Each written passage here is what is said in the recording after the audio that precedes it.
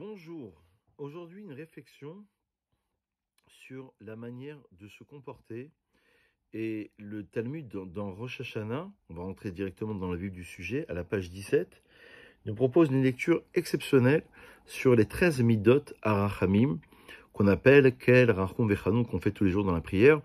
Ça veut dire les 13 attributs divins qu'on attribue à Dieu. Dieu est un Dieu de miséricorde, de bonté, de vérité, et il est longanime. Et nous, on va essayer d'imiter, si on peut s'exprimer ainsi, le comportement de Dieu dans nos foyers, avec nos femmes, avec nos parents, nos enfants, notre prochain, de manière générale, dans nos communautés, d'essayer d'avoir justement de la patience.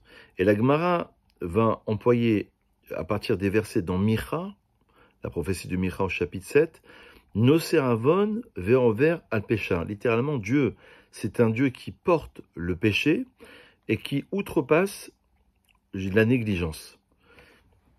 Et dans le Beth Midrash de Rabbi Shmuel, toujours dans Rosh Hashanah, à la page 17, il est enseigné Maravir Rishon Rishon. Dieu efface ses péchés l'un après l'autre, littéralement. Et l'Agmara nous propose la lecture suivante. Kol ha-ma'avir al midotav, ma'avirin lo akol peshav. Incroyable. Celui qui outrepasse ses midot, ça veut dire le fait qu'on l'ait vexé, qu'on l'ait contrarié, qu'on l'ait indisposé dans une circonstance, on lui fait honte par exemple, et il outrepasse, il se dit c'est pas grave, ma'alish comme on disait, on passe sur cette manière de se comporter. Ma'avirin lo akol peshav, on va outrepasser sur toutes ces négligences.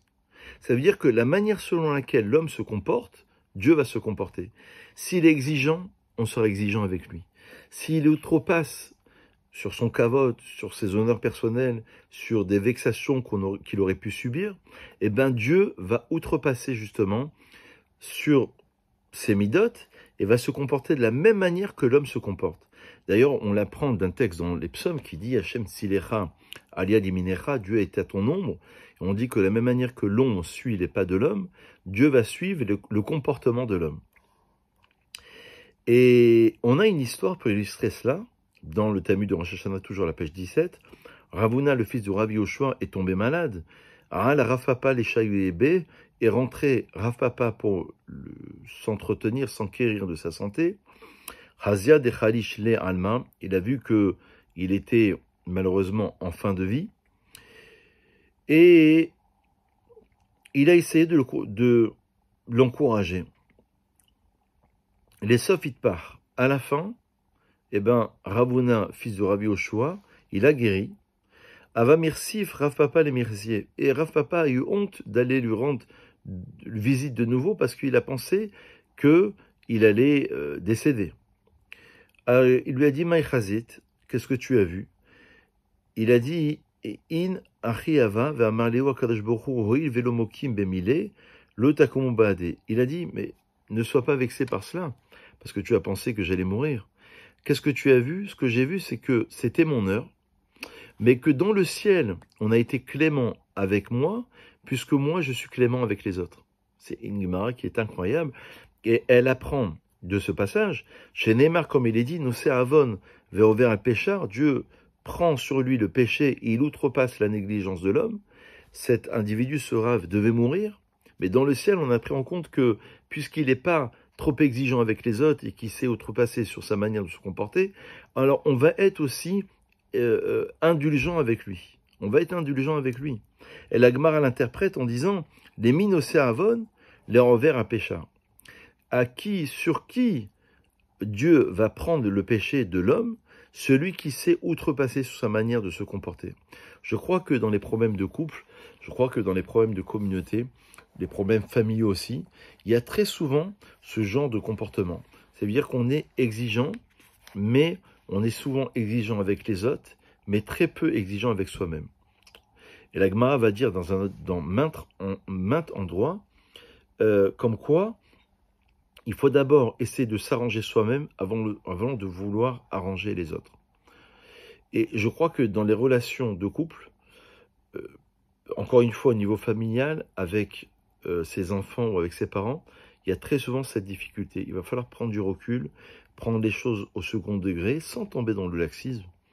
On ne parle pas du laxisme, ça c'est une chose qui est négative, mais on va essayer de se travailler, de comprendre qui on est, pourquoi Dieu nous a amenés dans ce système, et essayer de prendre un petit peu de recul par rapport aux événements.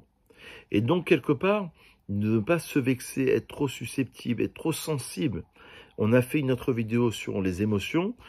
Ça rejoint un petit peu l'autre vidéo sur les émotions, le fait de ramener nos émotions au niveau divin.